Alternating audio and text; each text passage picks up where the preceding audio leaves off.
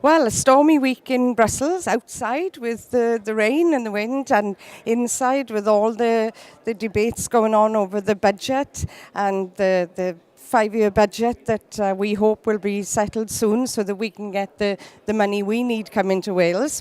But inside the Parliament, we've had a very interesting but a busy week, and Rebecca Jones has been here spending a week's work experience with us. So say something about yourself, Rebecca. Why are you here? Why did you want to come to Brussels?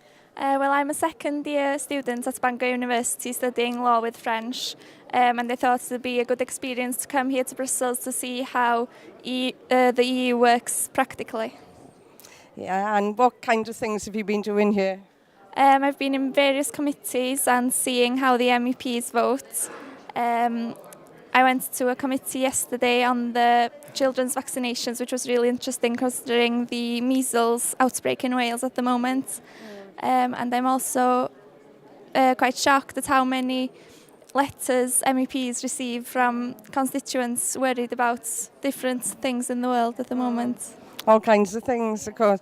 You speak French. Have you had a chance to use your French very much? Not much, not as much as I would have liked to. I mean, I've tried a bit in the restaurant, etc., but it's a very multilingual workforce here, so it's very interesting.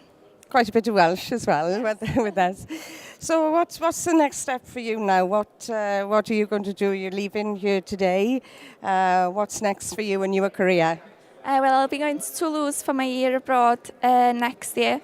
And then I've got another year in Bangor for my final year. And then, who knows, we'll see where I want to go after that.